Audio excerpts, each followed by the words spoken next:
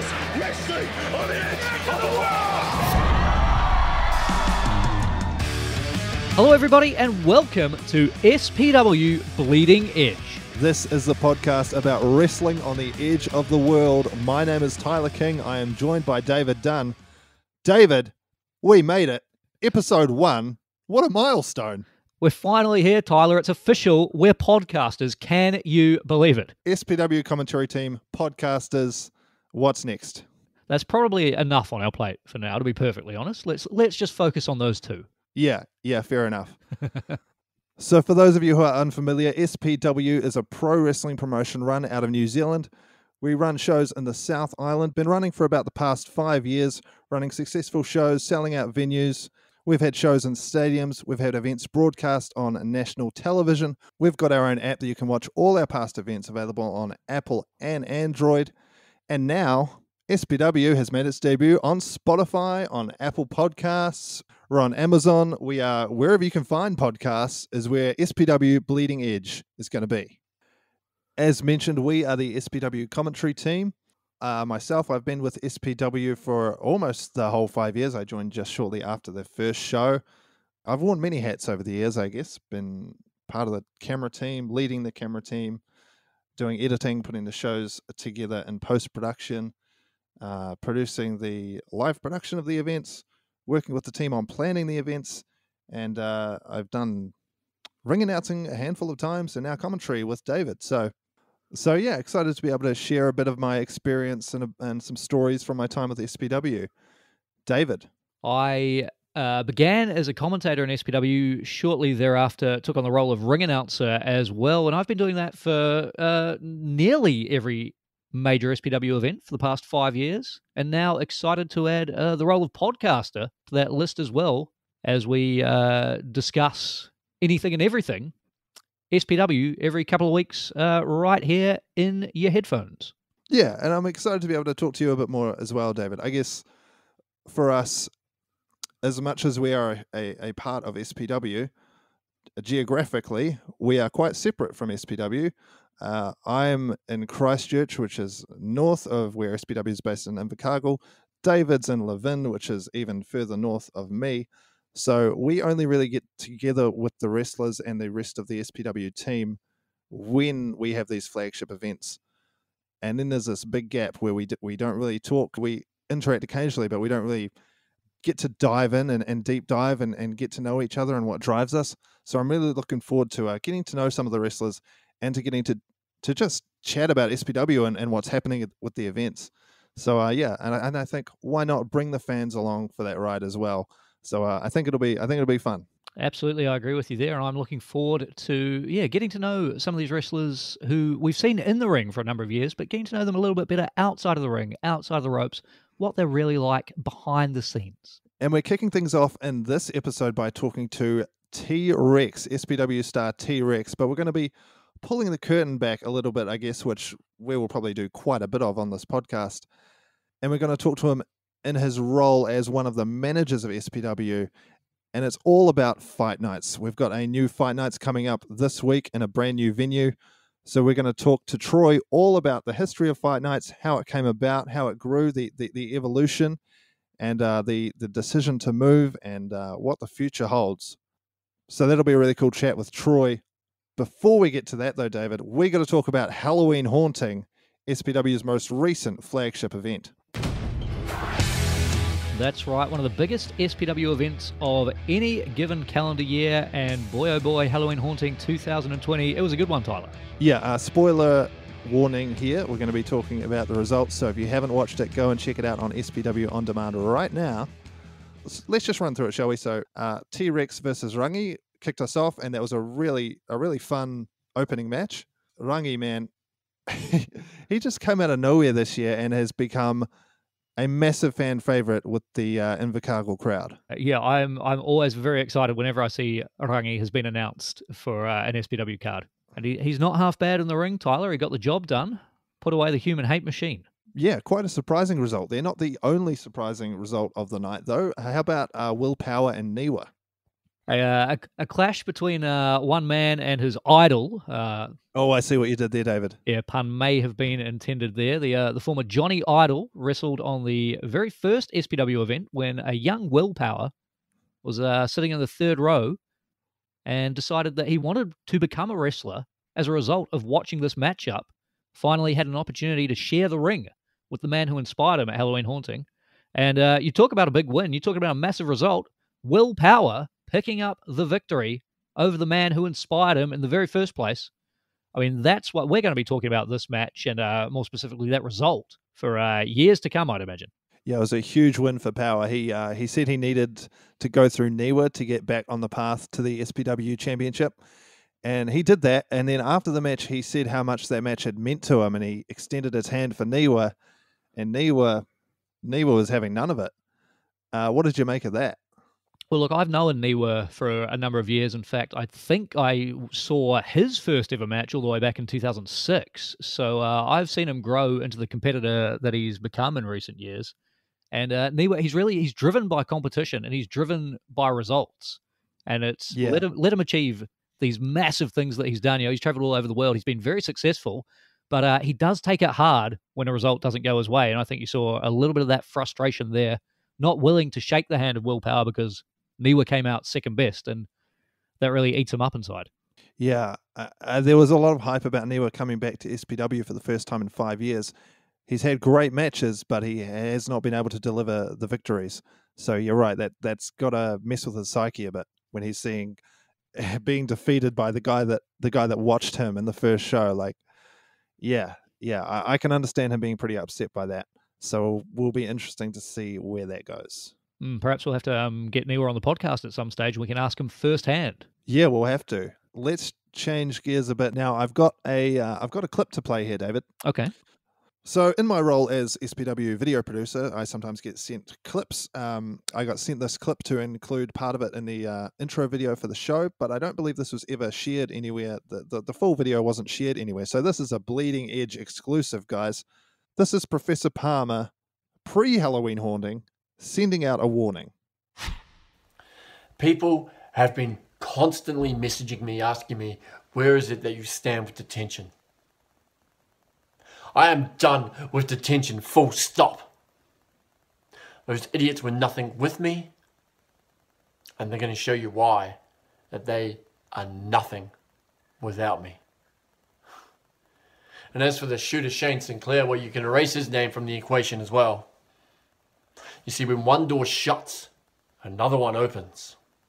And you see, I've just signed on my newest student, one who is ready to give someone a beating.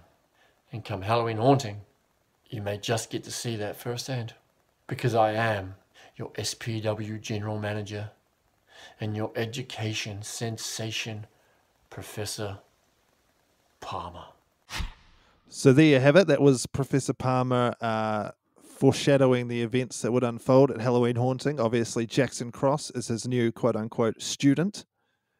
And I liked what you said on commentary on the night, David, that partnership there may be the most historic development to come out of Halloween Haunting. It feels like we're going to be feeling the ramifications of that event for quite some time. Absolutely, and that's a very scary prospect if you are a member of the SPW roster. Jackson Cross, under the tutelage, under the thumb perhaps, under the control of Professor Palmer, I would not want to be standing in the way of either of those two. We saw how well it worked for Shane Sinclair, and as you heard there, Professor Palmer, he's done with Shane now, apparently. So that's the first time we've had official word on that. I mean, Palmer, he led detention to the tag team titles. He led Shane Sinclair to the SPW New Zealand Championship. How will a Jackson Cross fare under the tutelage of Professor Palmer? We will have to wait and see. We also had the no-holds-barred match between Albino Rhino and the Alpha Elite. Man, like we were saying in the intro, between us, we've been to every major flagship SPW event.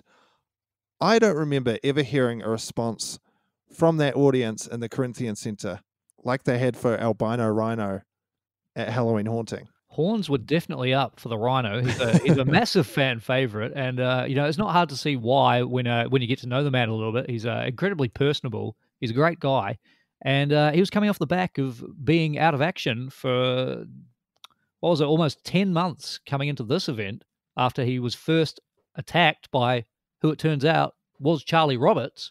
So tensions were really high for this matchup, and it's not hard to see why our audience rallied behind the Rhino the way they did.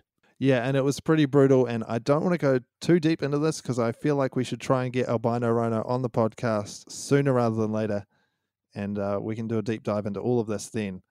But Alpha Elite Charlie Roberts coming out with the victory, much to the dismay of everybody in the audience, pretty much. So we'll have to wait and see what's next for both of these guys, but it's certainly a massive win for Charlie Roberts. Following that, we arrived at the first of our 2 championship matches at Halloween Haunting. The SPW Tag Team titles on the line as Control defended against RNC with an added stipulation, Tyler. If RNC did not win the match, they would be forced to disband as a tag team. Yeah, another one that I think the crowd weren't too happy about the result. Control retaining their control on the SPW Tag Team titles, and in the process, demolishing the SPW Tag Team division. There's not a lot of challenges left for Control at the moment, it seems. No, they've really cleaned out the division, and no chance of RNC getting another shot because, as that stipulation decided, they cannot tag again in an SPW ring. And that's the end for RNC. It felt like we only just got to see them as a team, like being themselves. So it's a real shame, but I'm sure that those guys have big futures ahead of them as single stars. But for now, Control, Jake Sheehan and Carnage, still the SPW New Zealand Tag Team Champions. And Jake Sheehan, it looks like, has his eyes set on other gold as well, which I guess leads us into the SPW New Zealand Championship match that main evented the show. The champion, the big man, Jamie Tunkett SA, his title defense against the hooligan, Marcus Cool. Now, Jake, our other commentary partner, said when the hooligan came out, he called him the perennial ace of SPW, and I really like that. The hooligan main event's the first show. He's a 2-time SPW New Zealand champion, big match player. It's hard to imagine SPW without him. He'd shown a new vicious side, winning those 3 matches in one night at Fight Nights to get this opportunity. He came to fight, as he always does. But man, there's something about Jamie Tunkett SA. He's just unstoppable. He really is. Jamie Tunkett SA, in a very short amount of time, has risen up the SPW ranks. Of course, one amazing breakout performance at the Southern Rumble, winning that 20-man Southern Rumble match on night 1, winning the championship off Shane Sinclair the following night. And at Halloween Haunting, in his first defense, went toe-to-toe with Marcus Cool, who, you're right, is the perennial ace. He's been through it all. He really is the heart and soul of SPW to a degree. And Jamie Tunkett SA, and almost a passing of the torch moment there, cementing himself and his reign with the SPW Championship heading into 2021. Yeah, it definitely feels like a new era at the top of SPW with Jamie Tunkett SA holding that championship. But he couldn't celebrate for long, as then the lights went out, and here's Jake Sheehan, the SPW New Zealand Tag Team Championship belt on one shoulder, the IPW New Zealand Championship belt that he won off Tunkett SA over the other. And he pointed at Jamie Tunkett SA, and he's, I guess, staking his claim. He wants to be the next challenger for the SPW New Zealand Championship. I got a question for you, David. What do you make of this challenge? Do you think that Jake Sheehan is worthy of being the #1 contender? I think it's a great move. Look, personally, maybe I haven't always gone along with Jake Sheehan, but you really can't argue with his accomplishments, all right? We're talking about the man, the only man, who has beaten Jamie Tunkett SA. Jamie Tunkett SA has just 1 loss in his entire career. More than 1,000 days, there's only been 1 man to beat him, and that man is Jake Sheehan, and he did it to become the IPW New Zealand champion. And now if Jake feels that he's got what it takes to do it one more time and pick up that SPW New Zealand Championship in the process, that's a very interesting prospect. And let's keep in mind, in SPW, Jake Sheehan is on a 6-match win streak. That's why he's the reigning defending tag team champion alongside Carnage. Well, I'm very impressed by your stats there, David, and I can't argue with what you're saying about him being the only one to ever defeat Tunkett SA. That is impressive. But I do have a counter argument. I have someone else that I have my eye on in SPW in 2020 who has been under the radar performing very, very well. And he has, get this, he has not been defeated in SPW. And I think this man should be in the conversation to be number one contender. And I'm talking about Rangi. He has defeated Ryder, Cutter, Professor Palmer, Charlie Roberts. He was the final 3 in the Southern Rumble, and now he has defeated the human hate machine T-Rex. He has not been pinned this year. I mean, how much more do I need to say? The crowd love him. That part is definitely true. The crowd love Rangi. And yeah, interesting. You're talking about former tag team champions, T-Rex, a former SPW New Zealand champion. It's a heck of a resume to have put together. I mean, I think he should be in the conversation. We've got a little while now, probably until our next SPW flagship event. It won't be until 2021. So we've probably got a while until this decision is made. Why don't we clip this up on social media and why don't we put it out to the fans? Who do you think should be the number one contender to the SPW New Zealand Championship? Who should face Jamie Tungat SA at the next flagship event? Jake Sheehan of Control or Rangi? Or maybe someone else? Let us know in the comments. Well, I can't wait to see what everyone says in the comments who they think should be the next challenger to the SPW New Zealand Championship. But we have kept you, our listeners, waiting long enough for our feature interview. So, Tyler, what do you say we throw things over to the human hate machine, T-Rex, the man behind him, Troy Crosby, and we go a little bit in-depth on anything and everything SPW Fight Nights. All right, let's bring the human hate machine T-Rex onto the bleeding edge.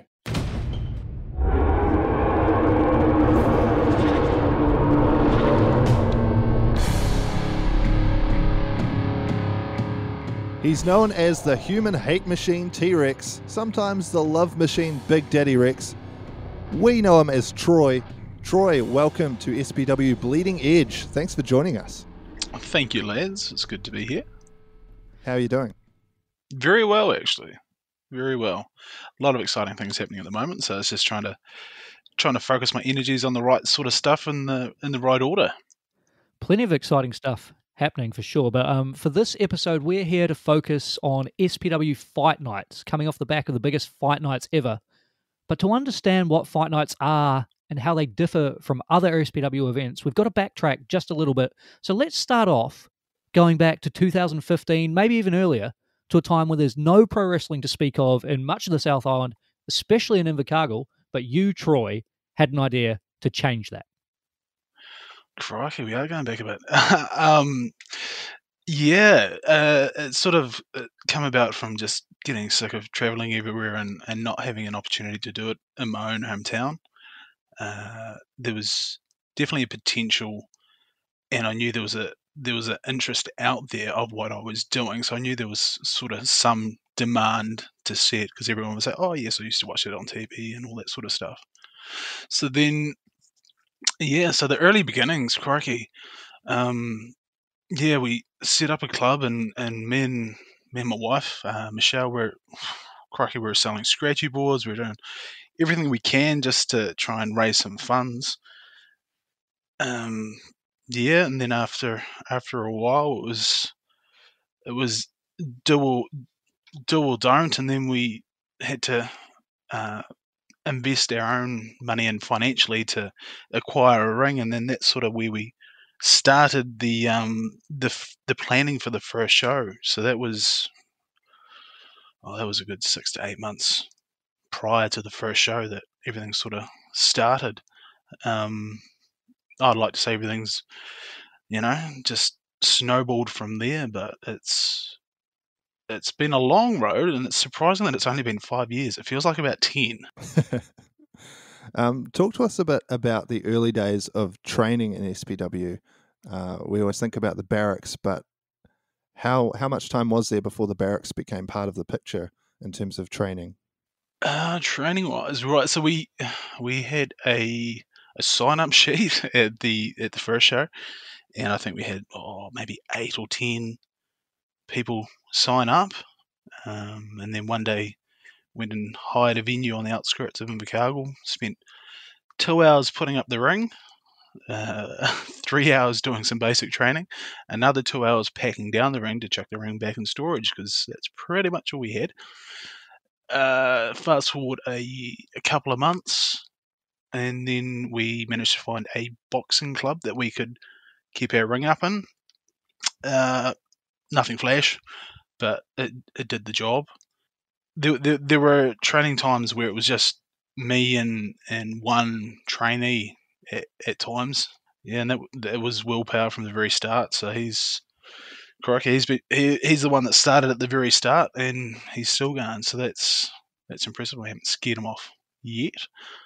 After the boxing gym, it wasn't really working out for us, so we did a bit of a look around town, and we managed to stumble across what was known as the barracks, and it was a joint rented space, but it seemed to work on with the other tenants there, and that's where training moved to. And then we did some more training induction days and got various people, and it has just slowly grown and grown and grown, and got to quite an impressive level before we had to vacate just recently.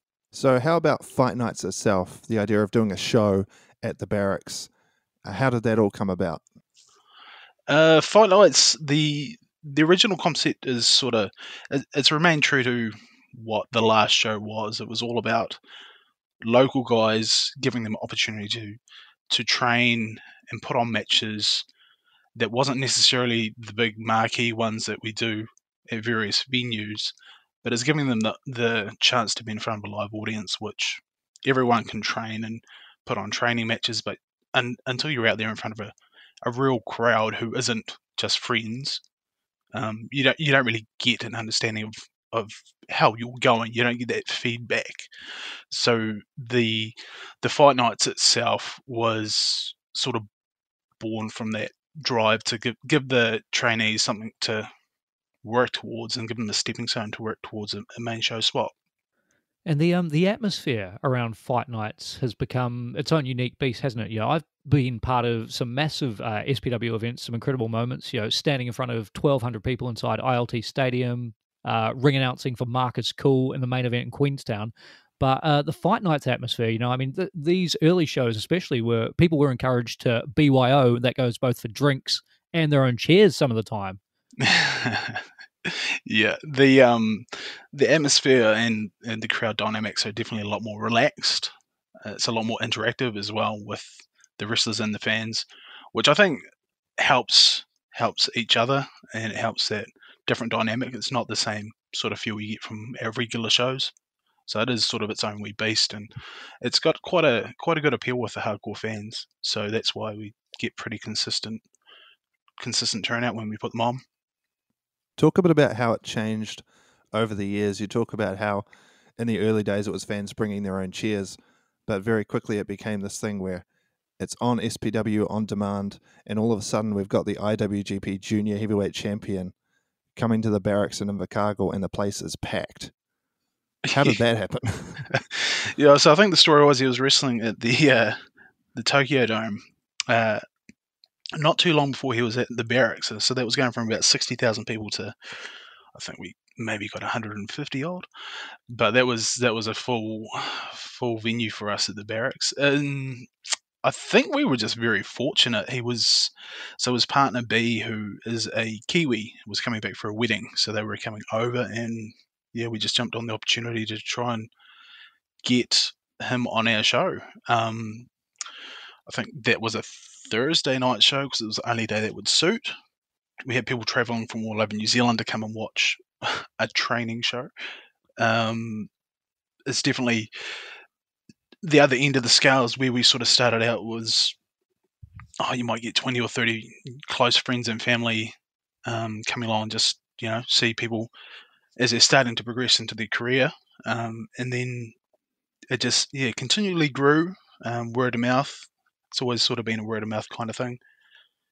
And as more and more people become aware and kept coming back, it was, the caliber of the talent had to step up. The quality of the show we had to put on was increasing as well. And then we get to the opportunities of getting international talent and just for Fight Nights, which is crazy if you think about it. But the opportunity that gives to the guys the international experience is tremendous, and that's what the whole training school is for, really. Yeah, absolutely, because the fans see the show happen with all this international talent, but for the wrestlers, it's the whole day or the whole weekend that they get to spend with that talent. In some cases, holding seminars and passing on their knowledge. So it's a huge learning tool that you're able to offer because of that. Yeah, absolutely. Like, pretty much whenever you're doing something, if you're the smartest person in the room, you're not really learning, are you? You've got to be in there with other people that are more experienced, so you can delve into their knowledge and learn from their mistakes. So that's where, putting our local guys against these stars is what helps bring them up, which in turn helps bring the rest of our guys up. So we're pulling the quality of our shows is increasing by bringing these people in, because they're learning stuff that they can transfer on to other people as well. So it's very good if we can manage to do that. Yeah, and that Will Ospreay JK Moody match was absolutely a star-making performance for JK Moody. If anyone hasn't seen that, go and check that out on SPW On Demand. I was in the building for that, and the atmosphere was something special. Oh, absolutely. I think we've had sort of a few internationals, and like the reaction to all of them has been outstanding. Obviously everyone loves seeing these big international stars, but they also love seeing our local guys, their friends who they get to see live out their dreams in front of them in their hometown. Putting in some hard graft, and the rewards are there, and it shows. So no, like, everyone just cheers. It's great.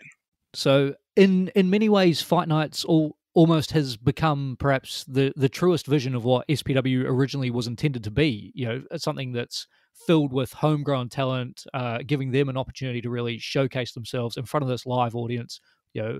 Created, born and bred in Invercargill. Is that fair to say that Fight Nights really holds true to the vision you first had in mind when you came up with the idea of SPW? Yeah, like it's one of those, like, all of the wrestlers love doing Fight Nights. It's just that different atmosphere. It's it is very, very gritty. It's raw. It's not necessarily as polished as the main shows, but sometimes that's not a bad thing as well. So seeing these guys, achieve, you get to give these guys their debut matches. Like, I think I've given pretty much most of the trainees their debut matches on Fight Nights, and seeing them succeed is, something as a trainer is very proud to see. So, it's a rewarding thing for them, and it gives them drive to try and achieve something. Where if you didn't have a Fight Nights, you didn't have a stepping stone, I'm sure you would lose some momentum and some drive out of the trainees, because there's nothing within their grasp. But this is something that everyone can achieve, everyone can strive for, and it's, there's clearly a hunger to get on these shows, impress, and that's sort of shown in the dedication and the people that keep coming back as well, because the crowds just keep growing, and we just keep putting on more and more, and everyone just loves it. So we talked about when Will Ospreay faced JK Moody at the Barracks. What are some other memorable matches or moments that have happened over the last couple of years as a part of Fight Nights? Probably a couple that spring to mind would probably be New Japan wrestler Toa Hanare. He come down and he wrestled Will Power, which was in a pretty outstanding match as well. Yeah, that one totally changed the direction of Will Power's character, it felt like. Yeah, just gave him that real grunty, ass-kicking sort of underdog ability, just stepping up another level from where he was, which is really good to see. The other one would probably be, probably where Detention, the original Detention, won the belts from the Cruisermates. That was at a Fight Nights. That was a pretty spectacular match as well. Yeah, that was very cool.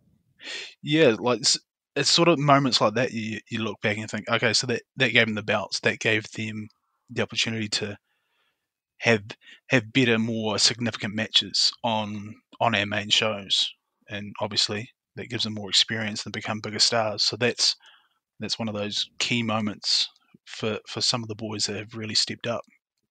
And I think if I remember correctly, for Sky and Ryder, that was about roughly 1 year since their Fight Nights debut. And then suddenly 1 year later, they're winning the SPW tag team titles. The only ever title change to ever happen in the barracks. Only ever title match to happen at the barracks, I believe. And yeah, them winning the titles on their 1 year anniversary in the company is a pretty special moment. Yeah, it's pretty crazy when you think about it. I think they were both 17 at that point. I might be wrong. They're 17 or 18. Like that's incredible. So we've just mentioned Detention winning those SPW Tag Team Championships, and they would eventually lose the championships to Kane and Josh, or the Deadly Sins. And I know that those two played a huge role in training and indeed a huge role in Fight Nights in general. Same goes for Willpower, I guess. That original class at the SPW Training Academy. Can you just talk a little bit about them, how things have changed over the years, evolved with their role as it pertains to Fight Nights? Yeah, for sure. Yeah, Josh, Kane, and Will, they all sort of got elevated to a trainer level at the same time. It was sort of out of necessity. I had to take a step back so I could plan the first stadium show, because it was a mammoth task. But they all excelled. They all stepped up to the mark and well and truly did their part in a trainer role. Everyone looked up to them. They had a sound set of skills. They would go away to other shows, learn different skills, bring it back and teach it. So it was a relief to have someone else that could step in, to be fair. And Josh and Kane have been in the UK for almost, probably a little bit over a year now. But before they left, we managed to get one last Fight Nights in, just to send them off, and that was a pretty special Fight Nights. Along with all the other original guys, they took Fight Night seriously, and that was sort of the thing from the start, is everyone can have a training show, but I put the onus on them to treat it as important as a main show. Anytime you're in front of a crowd, a paying crowd especially, they deserve 100%. So being able to put on a special Fight Nights to send them off essentially was really cool, and it was received really well. I think it's probably our biggest turnout, to be fair, at the Fight Nights. Yeah, it goes to show how effective that method is of bringing in the international names. If the crowd for that match, for that show, which didn't have any names on it, ends up being the biggest crowd because of how it's been built up over the years, and everyone wants to see Kane Khan versus J.K. Moody one last time. Yeah, well, like essentially they are the stars. And that's what the goal is from day one, is making all the local guys the stars. So anyone that we bring in has to elevate our guys. If they're not going to do that, then there's no point. People would rather see the local guys, if that makes sense. Yeah, absolutely. So we've just come off the most recent Fight Nights, dubbed the biggest Fight Nights ever. We had BDL Productions in there. We had some nice lighting, and the ring was moved into the middle of the room, which was a nice change. So the biggest Fight Nights ever. The last Fight Nights in the barracks. How did you feel about how that night went? It was a happy and sad moment. There's obviously been a lot of special memories that all of the crew have created there through wrestling, and just knowing that was the last one there. I know a few of the boys got a bit emotional. I don't know if they got teary or not, but hey, it's up to them. And the original idea of what we wanted to do with Fight Nights, that was seen in that last Fight Nights, where we managed to get the ring in the middle. Not stadium level production, but it was enough to make it stand out, look special, look like a cool environment, and it sort of reinforced that grungy, fun, underground feel that we always strive for at the barracks. So we should probably clear up what's actually happening with the barracks here. It's been home to SPW Fight Nights for the past 25 episodes.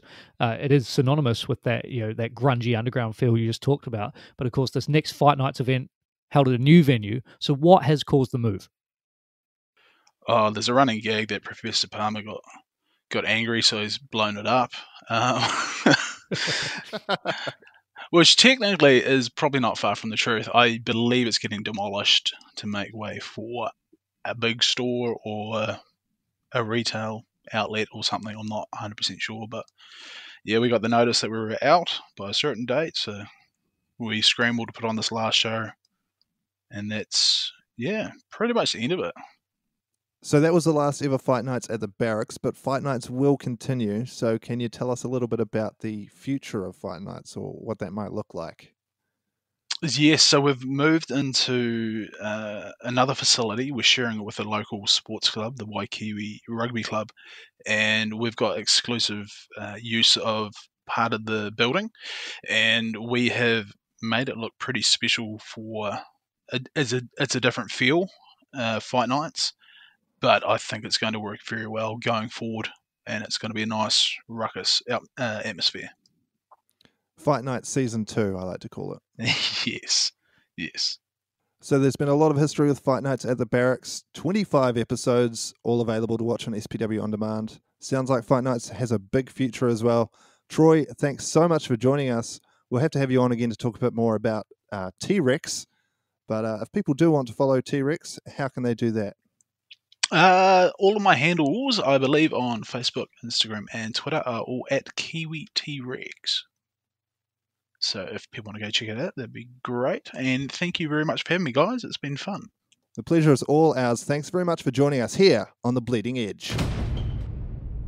There you have it, Troy Crosby, the human hate machine, T-Rex, discussing anything and everything Fight Nights with us here on SPW Bleeding Edge. And Tyler, that's not it for SPW Fight Nights. It's coming back, bigger and better than ever. Yeah, that's right. We've got the new era of Fight Nights beginning on Saturday, the 21st of November at the Waikiwi Rugby Club. So I will be there, and I'm very interested in seeing the layout and seeing how the new venue goes. And yeah, it's going to kick off a new era of Fight Nights, and it should be cool. And I'm looking forward to 2021 having a whole lot more of them. Absolutely. So if you're listening to this podcast the week it comes out, get on down. Get on down to the Waikiwi Rugby Club. Go and check out Fight Nights live and in person. And if you're playing catch-up, if you're listening to this episode after the 21st of November, check out SPW On Demand. Absolutely. It will all be available on SPW On Demand. But David, that is our first show. We did it. We're podcasters. Can't believe it, Tyler. Tick that off the bucket list. Yep, we're done. Cool. There will be no episode 2, everyone. That was... No, there will be. We'll do some more. Should we do it again? I think so. I had a fun time. Yeah. All right. Sweet. We'll find someone else to talk to, and we'll do another one of these. Well, hey, we really enjoyed doing this first episode, but we want to hear from you, our listeners. Let us know what you thought. Let us know what you want from upcoming episodes of SPW Bleeding Edge. Let us help shape this podcast for you. And probably the best way to get in touch with us is through social media. So if you're a user on Twitter, I am at David_Dunn. I am at Good Cheerful and at Good Cheerful Productions on Instagram. And of course, at SP Wrestling NZ, the main account. Yeah, the one that matters. That's the one you want to be following, all right? Tweet us and let us know your thoughts. Let us know what you want from future episodes of SPW Bleeding Edge. Let us know who you think should be the number one contender to the SPW New Zealand Heavyweight Championship. Ruggy. Well, there we go, Tyler. Let's not sway the vote too much. But oh, sorry. I'll let the public decide. I wouldn't want to sway anyone's vote. Yeah, we'll just see. We'll see which way this referendum goes. I mean, which way the comments go. But yeah, we thank you for listening to us here on The Bleeding Edge. We'll see you next time. Mate wa.